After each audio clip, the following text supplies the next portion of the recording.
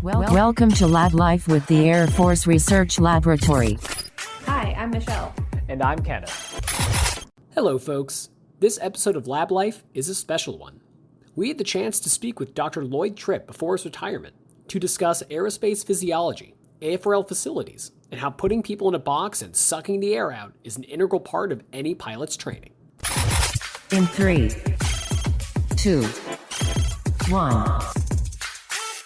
Dr. Tripp, welcome to the podcast. Well, thank you. I'm really glad to be here today. We're excited to have you here today. You're a research lead for aerospace physiology within AFRL, specifically within our 711th Human Performance Wing. What do you do for a living?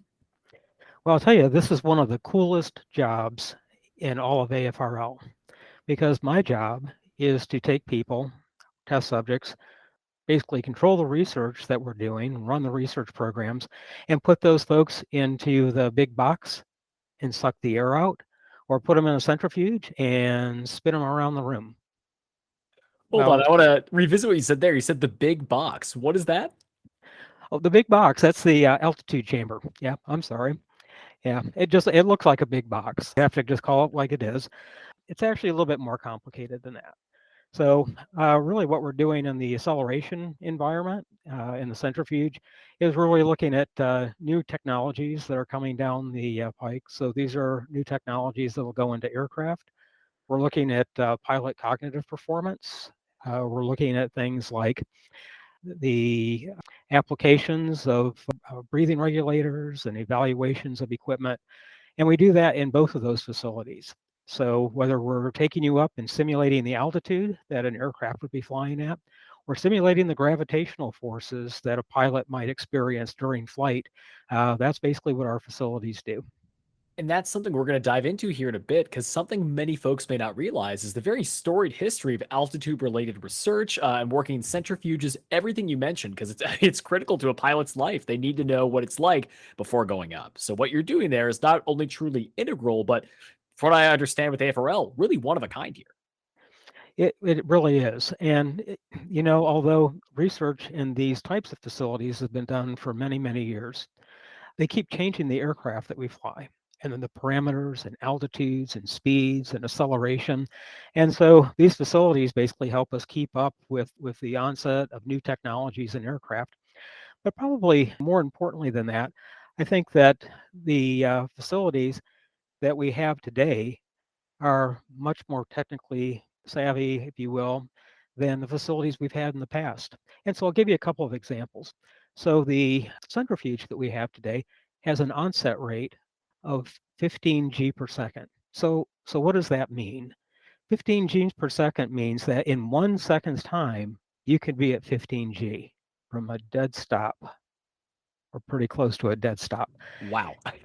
And then the maximum G capability of that facility, it's 20 G. So fortunately for the test subjects that we typically have, or pilots that come in for training, as the training section does their job, typically cap that around 9G, or 9 times Earth's gravity. So what does that mean to you and me? Well, if you take your weight and you multiply it by 9, that's how much you weigh at 9G. So my 200-pound pilot at 9G weighs 1,800 pounds. Oh my gosh, sorry. Just That's putting just that into setting perspective. in. Wow. Yeah, I've heard it described in the centrifuge as almost having an elephant sitting on your chest. So it sounds like that's really the case. That's a lot more weight. You definitely feel that weight.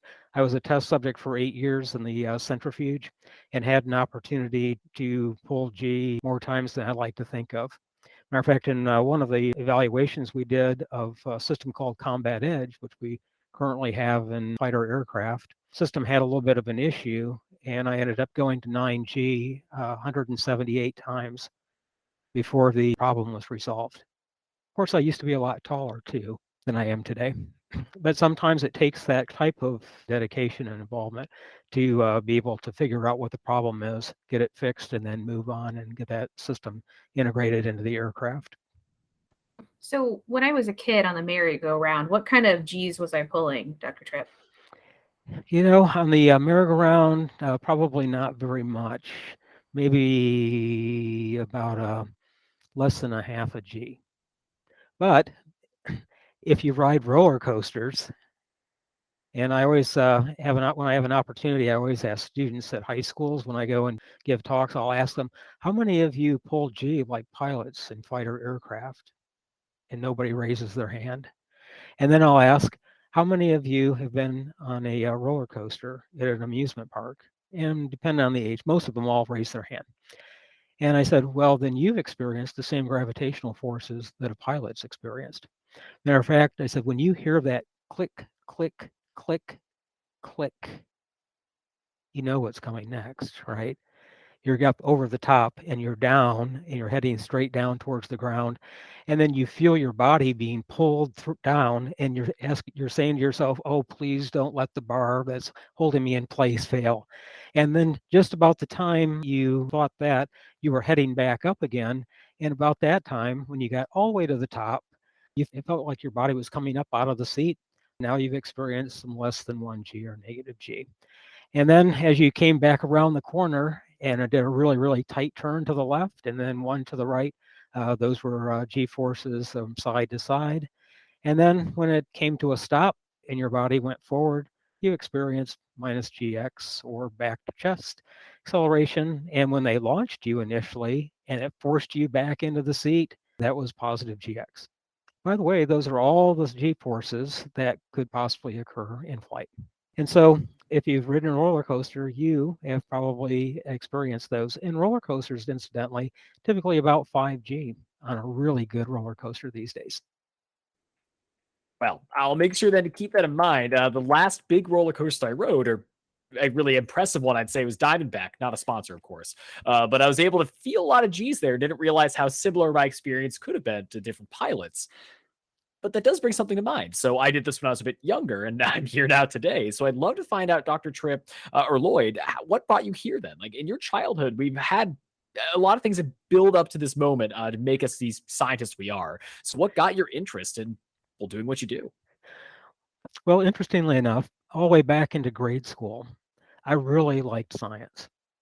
And I had this vision of being a research scientist, even back when I was in as early as third grade. I think I saw science shows on TV. At the time, a lot of interesting things were happening in the world in terms of space. And I thought, research would be really an interesting area to get into. And then by the time I was in fifth grade, they had this test that you took. And basically the test was to give you some idea of what you might be suited for as an adult. Now, how they can determine that in the fifth grade, I have no idea. But I took the test, and then it came back. And instead of it saying that I could be a research scientist, it said you would really be well suited in sales. Well, pretty disappointing. So then I talked to the teacher to ask the question, what did everybody think about the results of the test that you took? And I said, well, I wasn't too happy. I said I would really kind of had my heart set on being a research scientist at some point in time. And unfortunately, not very encouraging input back from my teacher, who said, I don't think that you could be a research scientist. And I said, why not? Thinking probably because the test said that you couldn't be. And he says, because I think that you're too stupid to be a research scientist. Well, that's kind of devastating. But nonetheless, you persevere and you push on. And, for folks who are thinking about what do I do, when I grow up, um, and you've kind of set your sights on something, don't let somebody else dash your goals and those dreams that you have. Push forward. And that's what I did. So I pushed forward and said, I think that's something that I'd like to pursue.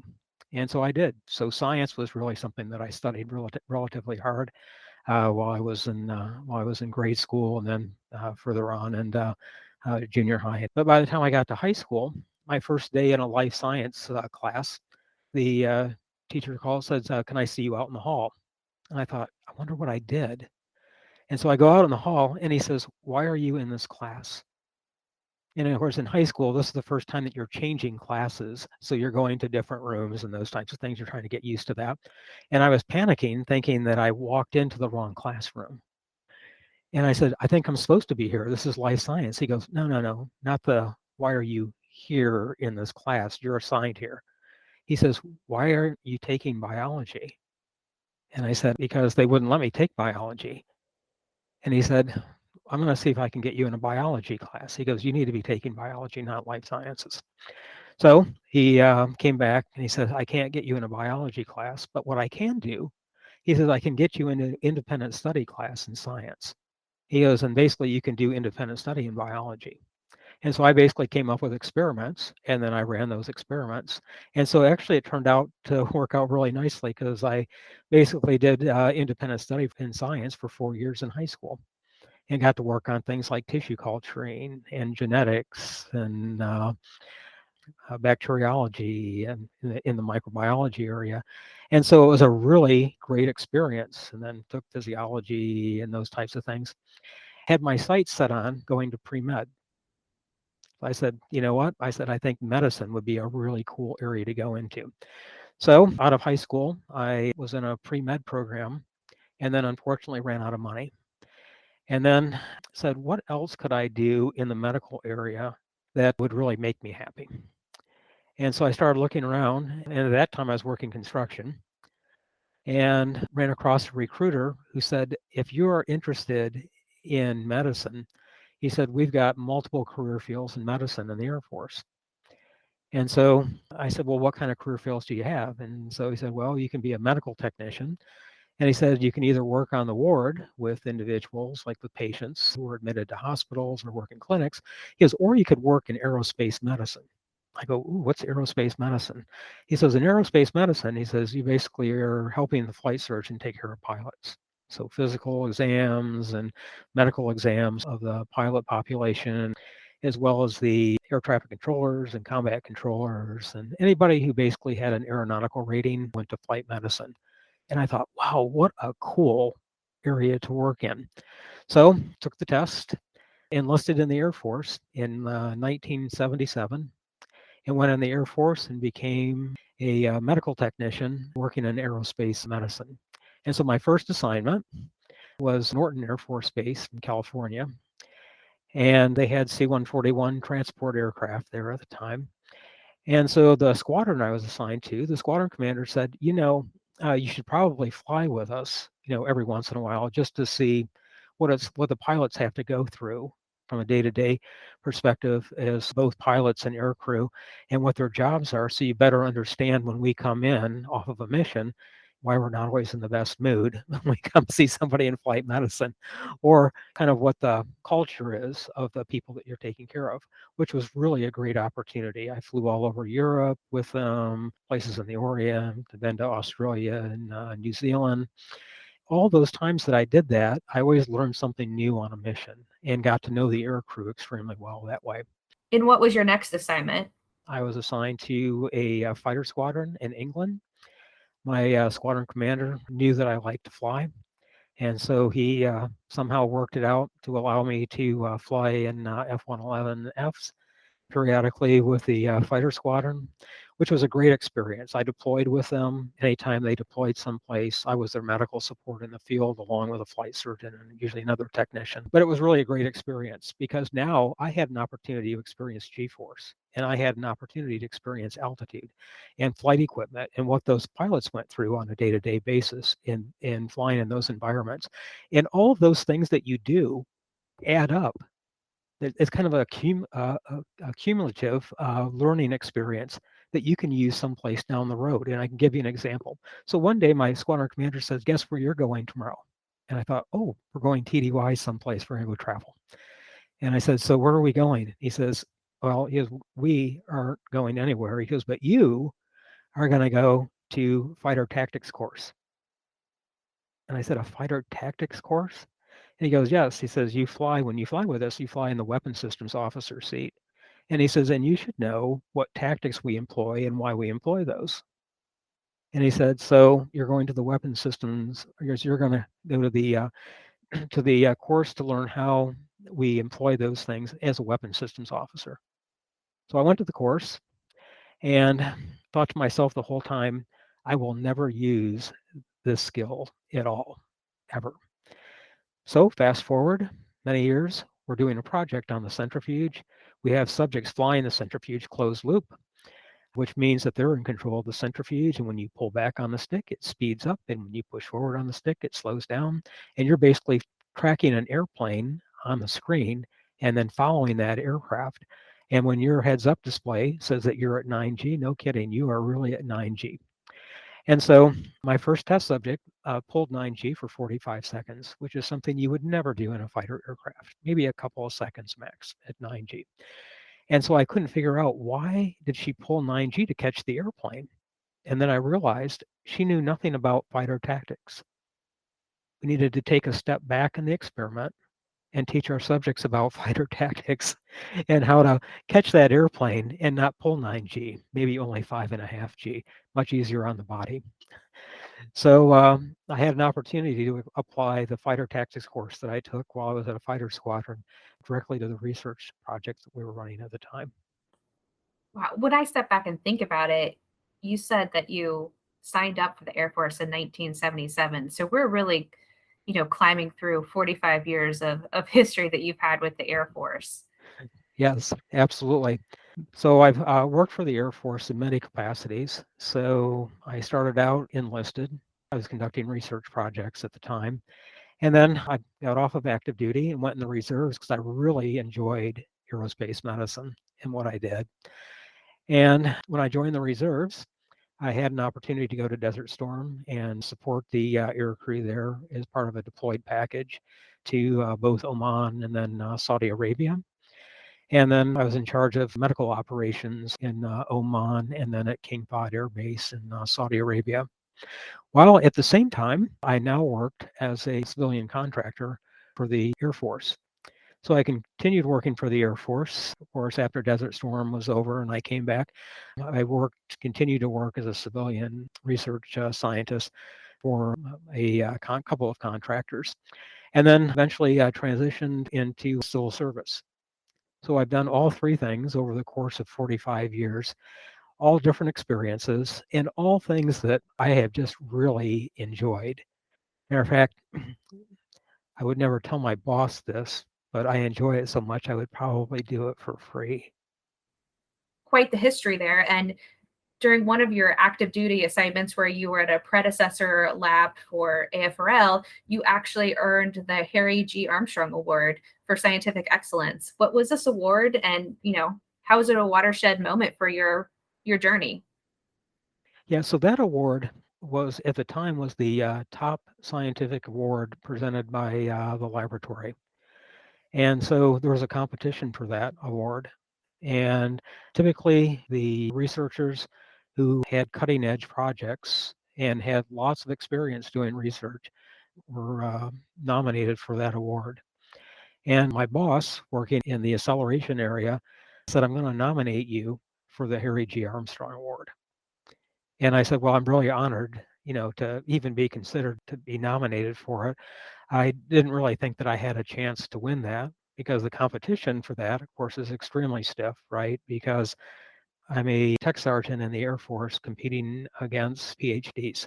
Well, the only people that know are the commander and one person on his staff at the time in terms of who won the award, because the announcement is made at the awards banquet. And so when they announced my name, you can imagine I was in shock. Matter of fact, somebody had to poke me and say, I think that's you. A friend like that helps. Right. I really appreciated, that helped let me know that that was me. So the award was really set up for those folks who had cutting edge projects. And at the time, I was looking at lower body negative pressure for negative G protection. It was really an interesting concept because up until that time, there was really no protection that was developed that we could show that provided adequate protection from negative G. So negative G, the blood is basically shifting towards your head from your feet. And so if you've ever hung upside down on the monkey bars on the playground, you have been at minus or negative 1G. And so that sensation that you had of pressure increasing in your head, that's now multiply that times 2. And that's what it feels like to be at minus 2G. Some work that had been done in the past, they basically show that if you could decrease the amount of blood that you had circulating in the system, that it would decrease the effect of negative G. Well, you can imagine that's very unpopular with pilots, right? Taking their blood and then reinfusing them again. So we thought about a way to put the blood someplace else temporarily. And what negative pressure did, when you put negative pressure around the lower portion of the body, the blood has a tendency of wanting to go where the least amount of pressure is. And so blood was basically pooling or collecting down in the lower extremities. And so when you went to negative G, you had less blood shifting towards the head. So how did we know that that worked? Well, we hung people upside down and then turned the suit on and then looked at the amount of blood that was coming back to the heart. And by doing that, we were able to assess the fact that the lower body negative pressure actually was effective in being able to protect somebody at least minus 1G. And then we took that to the centrifuge. So I built the lower body negative pressure suit on my desk. Matter of fact, I had a researcher from NASA call me up one day. And he said, we're looking at using lower body negative pressure on board the space station so that we can use that as a way to cardiovascularly condition astronauts during long duration spaceflight. And he said, and I understand that you have a suit that you developed that you can sit down in the suit and then have it work. I said, absolutely. I said, it's a very flexible suit. He said, well, I'd like to come out and see that. I'm going to be in Dayton in a couple of weeks. And I said, oh, that's great. So he came out to Dayton. Look, I said, well, what you have to do, I said, is that you have to promise not to laugh. And he goes, why is that? And I said, because I built the suit on my desk. This was not built by ILC Dover for millions of dollars. So it may not look, as a finished product. I said, but the suit does work. We've had an opportunity to test it. So he came out, and he's looking at the suit, and he's feeling the material on the outside of the suit, and he says, well, what's this material made out of? And I said, this is Air Force raincoat material. He says, Air Force raincoat material? I go, yeah. I said, that's what the Air Force uses to make the raincoats out of. It's a neoprene impregnated nylon material. He goes, oh. He goes, well, how do you sew that? And I go, oh, you don't sew it because otherwise it leaks. But if you use contact cement, you can overlay the areas and overlap them. And I said, and have a perfect seal. And so then he says, what's this abdominal area made out of? And I said, that's made out of Kydex. So Kydex is a thermoplastic. And this is where the AFRL kind of works together. So I went for some advice to the materials lab and said, I need a material that I can form. And they said, oh, well, Kydex would be perfect. Matter of fact, we used Kydex at the time to make oxygen masks out of. And they said it has a very high structural integrity, so it won't collapse during negative pressure. So I built that out of Kydex. So then he's kind of touching the legs of the suit, and he says, so what are these leg sections made out of? And I go, drainage pipe. He goes, excuse me. He goes, what was that? I go, drainage pipe. He goes, drainage pipe? And I go, yeah, you're driving down the road, you see that black corrugated pipe, they use for drainage. And he says, do you mind asking me how much money you spent building the suit? And I said, well, I had to build two suits, if we have different sized individuals. But I said, I spent a total of about $500 on both suits. I said, it could have been a lot less, but they made me buy 100-foot sections of the corrugated pipe. So he said, so you have this suit, you spent about $500 building it. And he says, and does it work? And I said, oh, yes, absolutely. I said, matter of fact, I said, we've had it to over a minus 160 millimeters of mercury pressure. And he says, how do you know that? And I said, well, because I let our flight surgeon control the pressure, and he kept decreasing the pressure and decreasing the pressure. The suit was sucking me in. My vision was collapsing in. I could only see about this much, had about this much vision. It's kind of like looking through a toilet paper roll eventually. And I said, and finally I asked him to get out of the way, and he was looking at the wrong gauge. So the gauge that he was supposed to be looking at was actually pegged at minus 160, and it pretty much stayed there because apparently it was more than that. But we proved one thing, and that was that the suit could definitely do what it was designed to do, and that was to go to minus 100 millimeters of mercury pressure for the actual experiments. Oh, wow. What came out of that? And as it turned out, although NASA wasn't able to use the structure because it couldn't collapse down small enough, they were able to use the outside material concept to build a device that ratcheted up and then locked in place, and then had the soft shell material, kind of like the raincoat material, on the outside of that to create a negative pressure vessel. And then they used that on the space station to do some research. That's amazing. Pieces and parts in a drainage ditch, and then, it ends up on the, space station. That's pretty amazing. Right. Wow. To follow up with what Michelle mentioned, I mean, that is incredible. The work you're able to do with the suit, ingenuity, and really connect with some brilliant minds. So, furthering that, though, I'd be interested to find out more of what you've done in the centrifuge. We talked about it at the top, but let's spin it back up, if you will. So, when you actually get someone through there, can you walk through what it actually does to you, what the centrifuge, like how it works, the mechanics behind it? You've been in there yourself, you mentioned, so I'd like to just get a personal experience for folks who may not know. The centrifuge and the way that works is there's a cab or a pod, if you will, that sits out on the end of an arm. And so in our particular centrifuge, that sits out about 31 foot from the point where it actually starts turning. So this big arm is turning around the room. The cab that you're sitting in actually gimbals inward towards the arm. And it's kind of interesting the way that you're sitting in the centrifuge. You're sitting sideways to that arm. And so when you pull G and the pod starts to gimbal, you're gimbaling like this. And although you're sitting on your side, the sensation that you get is that you're being pushed into the seat.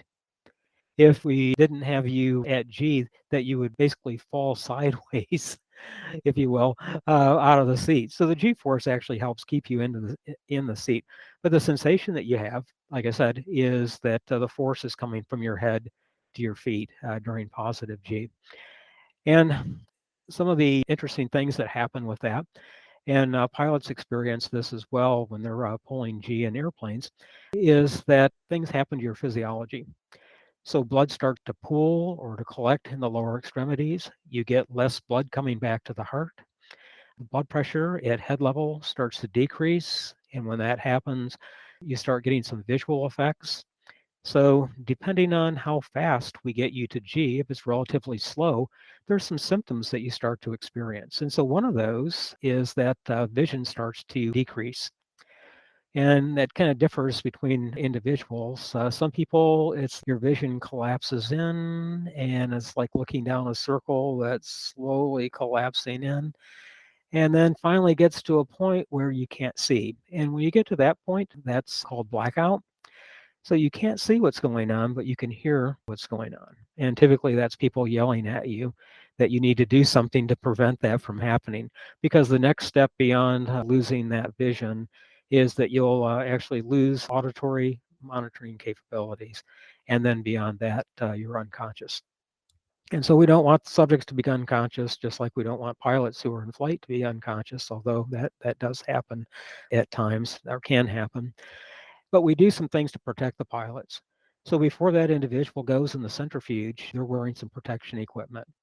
So the pilot has a anti-G suit, looks like a pair of snow pants with bladders in it. Matter of fact, I said, it's really great. I said, probably for sledding, if you could actually inflate the bladders, go out and it probably provide you with some protection if you got bounced off the sled onto the snow. But that inflates during G. So as the G-force increases, the pressure inside of the suit increases. And then it increases to a maximum pressure of about 10 psi. That's a pretty good squeeze. We don't even come close to that. They put a blood pressure cuff on your arm and inflate that to a couple of 100 millimeters of mercury. So that's about approximately, not quite, but about 4 psi, just to give you some comparison there. So they have an anti-G suit that inflates, and that's basically squeezing the pilot like a tube of toothpaste. So the G-force is forcing the toothpaste to the bottom of the tube, and our job is to force the toothpaste to the top of the tube. By the way, pilots don't like it when you refer to them as a tube of toothpaste. The other thing that they do is it's called an anti-G straining maneuver. And the anti-G straining maneuver is tensing the muscles of the lower body, abdomen, buttocks, legs, and then they're taking a breath in about once every 3 seconds, and then they're increasing the pressure in their chest, and that's forcing that blood back to the head. So the combination of the suit forcing blood back, you're straining, forcing blood back to the heart, And then the increased pressure in your chest, which actually forces that blood now back up to the brain, keeps you conscious, and then it also helps you do well on cognitive tasks like flying the airplane. And so all those things together, and we have to basically train our test subjects and our pilot population on how to do the anti-G strain maneuver to the point where it's really just second nature. You start pulling G and you start straining. So what happens if you get behind the strain maneuver?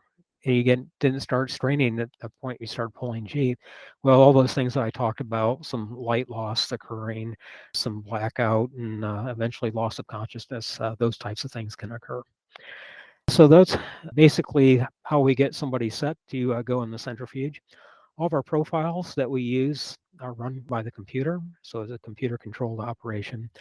And then the subjects, of course, before they participate in an experiment, are briefed on what the parameters are. And if there's some training that we need to do, so maybe they're doing an air-to-air combat simulation task while they're pulling G, they're trained to do that. Or if there's some cognitive tasks that we're doing, they're trained to do those tasks as well. So when we're running experiments, it's unlike the pilot population who are uninstrumented. We have a lot of instrumentation on these folks. So we might be looking at heart rate and looking at EKG. We might be looking at things like brain tissue oxygen saturation. We might be looking at things like how much air are you exchanging in your lungs by measuring the amount of flow coming into the mask and the volume of air that you took in. We might be looking at things like a respiration rate. We might be looking at things like how long did you hold your breath? If you hold your breath too long, that's bad. If you don't hold your breath for a long enough period of time, that's bad.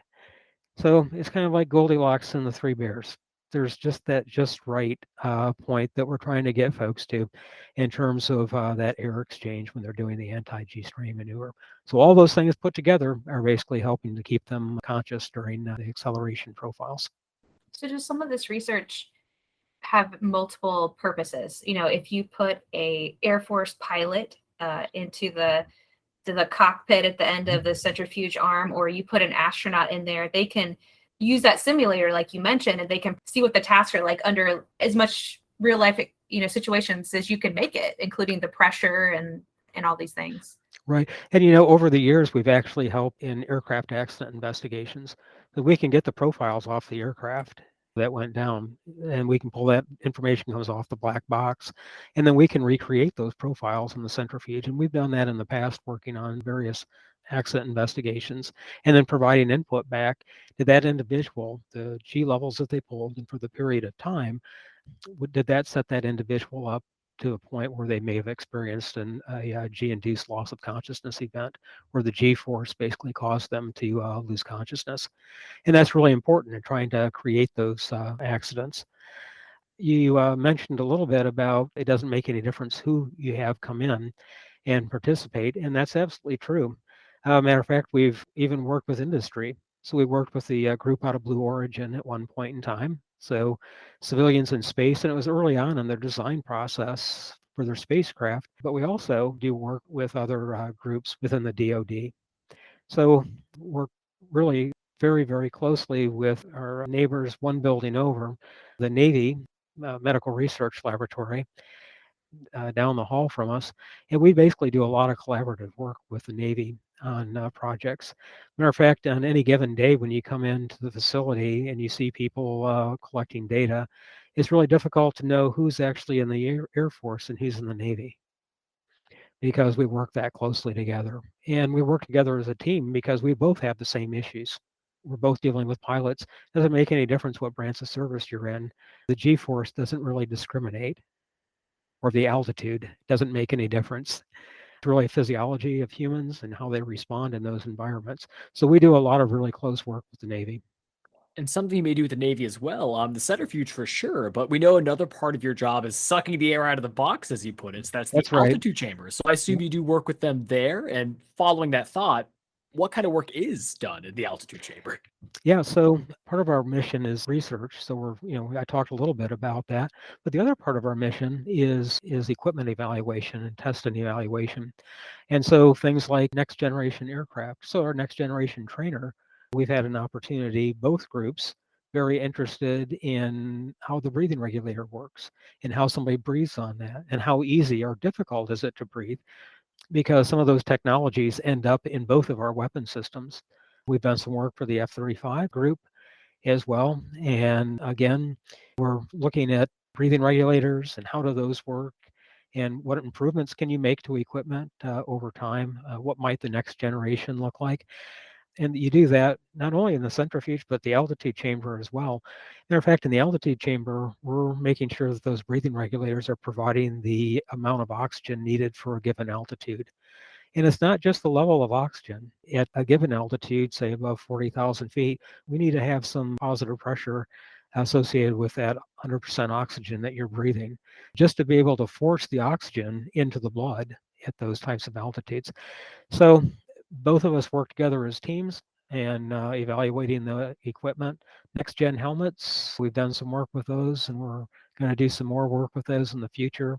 Automated backup oxygen systems, how do those work at altitude, and do the sensors work the way that we believe that they should in providing input in? I'm curious though too. So you mentioned the physiological impacts of pulling G. So when you go higher in altitude, you kind of started broaching it. What Oh, yeah. happens to the human body as you go higher and higher and higher?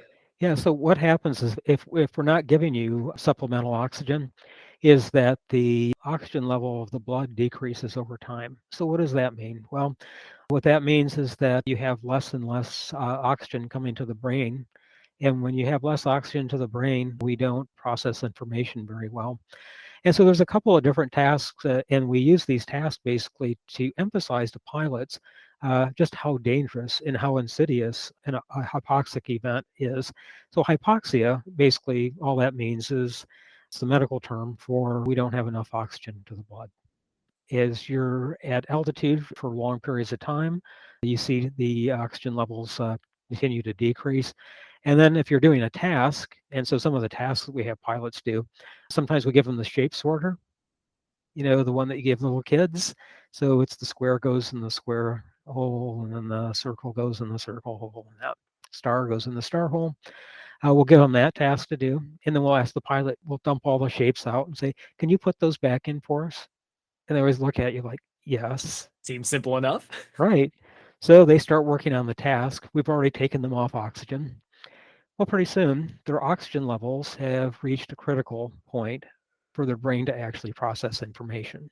And now the pilot's trying to put the square peg in the round hole or in the star hole, and it won't go. Even if you hold it in place and you pound on it with your fist as hard as you can, it still won't go. And then we'll put them back on oxygen, and then we'll ask them, well, how did you do on that task? And they go, great. Do you have any problems at all? No. You able to get all the shapes in? Yeah. Well, we're going to show you your video. And then they'll look at the video, and they're just amazed that for that period of time, they were unable to do that, a very, very simple task. Another task that we'll give them is a deck of cards. And this really has to do with how we store information cognitively. And so we give them a deck of cards, and we say, what we want you to do is to pull a card up, look at it, tell us what it is, and then show us the card. So Queen of Hearts, 3 of Clubs, 4 of Spades, 2 of Diamonds, 2 of Diamonds, and we'll go, what was that card? 2 of Diamonds, 2 of Diamonds, and then we'll put them back on oxygen again, and then we're back Queen of Hearts, King of Spades, Jack of Clubs. And then we'll ask them, how did you do on that? Great. And then we show them their video, and the pilot just stands there looking at it and goes, I was so stupid. I know those cards.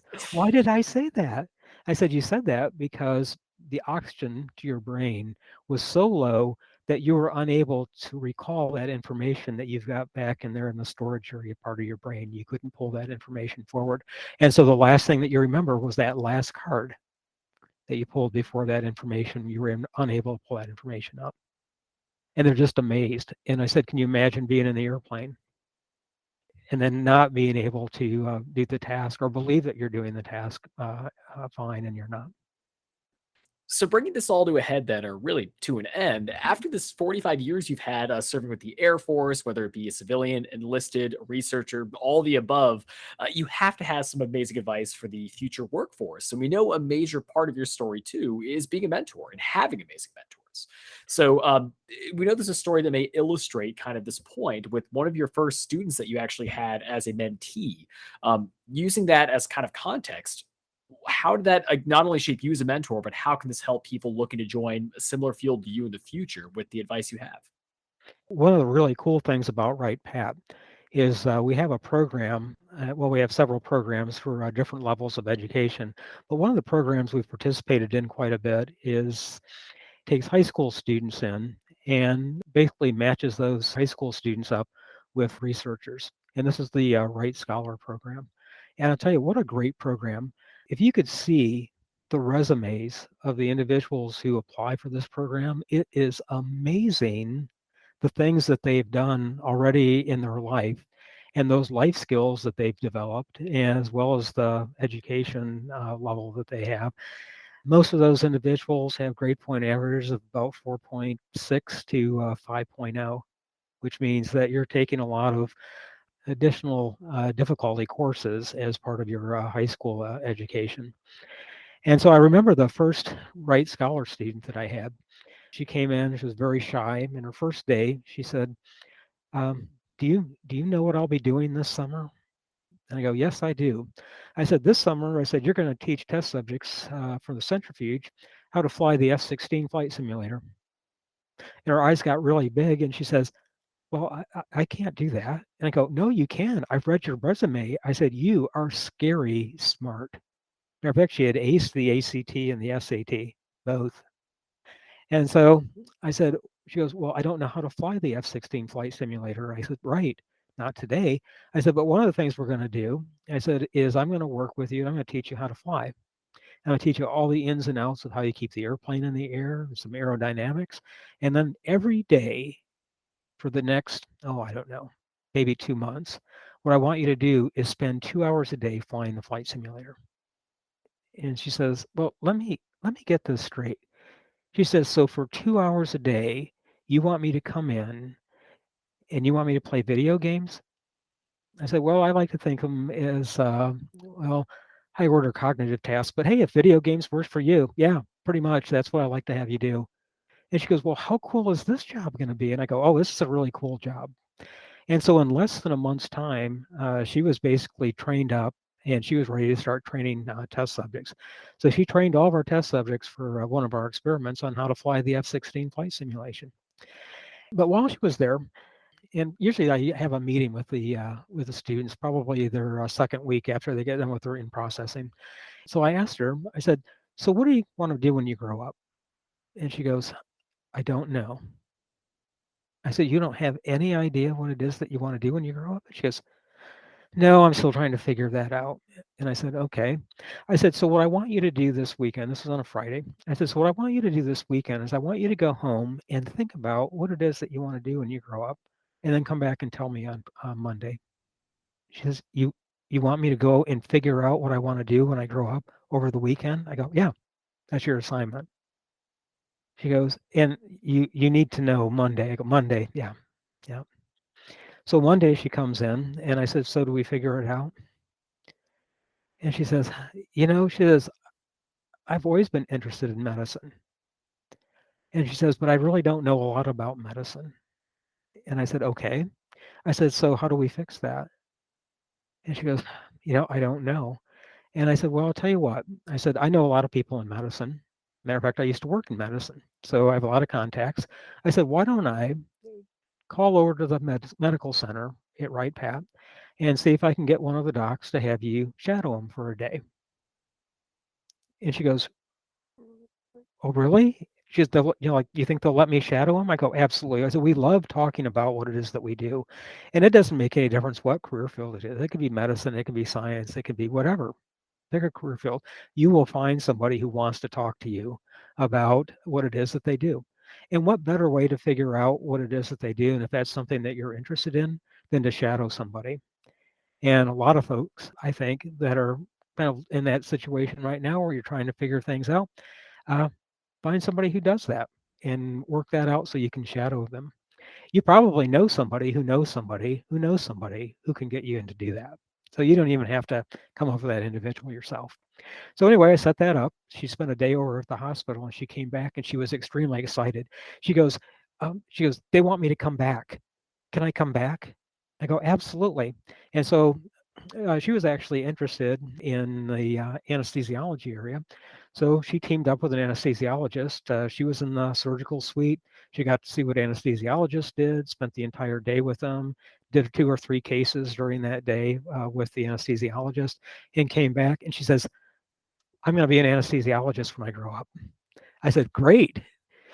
So many years go by, probably over 15 years, probably about 15 years. I'm TDY to Singapore. I'm at the hotel in one of the little restaurant areas. And this gentleman comes up and he says, you don't know me. He says, but you know my daughter, Amanda. He said, you had her as your first Wright Scholar students. I go, oh yeah, I remember her. I said, yeah. I said, matter of fact, I said, she was a great instructor for the F-16 flight simulator. And he kind of laughed and he says, he says, I never had an opportunity to meet you. He says, but I always wanted to thank you. And I said, for what? And he says, Amanda was one of our 3 children who had no idea what she wanted to do when she grew up and was driving my wife and I absolutely nuts.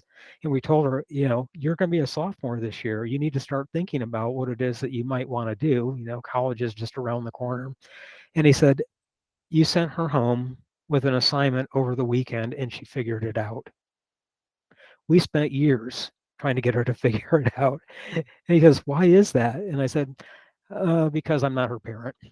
I said, trust me, I have that same experience with my kids when they were younger. And I said, so somebody else says something that seems to have more weight than if your parents were to say that. So I said, well, I'm glad that worked out. I said, so what is she doing today? And he said, well, she went to Case Western, did her pre-med, and went to medical school after that, and now is at Stanford finishing up a residency program in anesthesiology. So that little bit of time and really hardly any effort, right, on my part to kind of give her some guidance on what to do and to get her to shadow somebody basically ended up being a career for her down the road. And, it's one of those things, and I'm just putting this out for the folks who are mentors out there. You don't realize it at the time, but we really can have a pretty significant impact on somebody's life. And an extremely rewarding experience if you've not been a mentor. I really encourage folks to do that. Matter of fact, personally, I think that as professionals, we really have an obligation to mentoring and providing advice to the folks who are coming up. Those are the people who are going to be taking our place when we retire. So I guess that's all the advice that I have there, but just passing that on. So if you've not been a mentor yet, look into that. It's a great opportunity. Well, we appreciate that advice, and I bet there's a lot of parents and guardians out there that would like to have their kids go through your boot camp and figure out what they're going to do for the rest of their lives. And hey, all the better if they're anesthesiologists, right? Right. I may need them someday, right? Oh, we all may, and that's exactly what it is. All of the inspiration we do for the STEM is we know that we're going to need them someday, whatever problem they're solving in the field. But Dr. Tripp, thank you for joining us today. Thanks for your service. Thanks for explaining, what the big box is and what the centrifuge is as you spin people around. And, someday we're going to get Ken in there. All right. Trust me, I can't say from experience. If you guys are fans of Kings Island, I was blacked out on one of the rides there, so I'm sure I'll do great in the centrifuge. Okay, great. All right. So thank you again. It's been a pleasure to talk to you. We'll look forward to having conversations in the future. All right. Well, thank you. Bye now. Make sure to follow us on social media at Facebook, Twitter, LinkedIn, Instagram, and YouTube at AF Research Lab. And remember, stay curious. Logging off.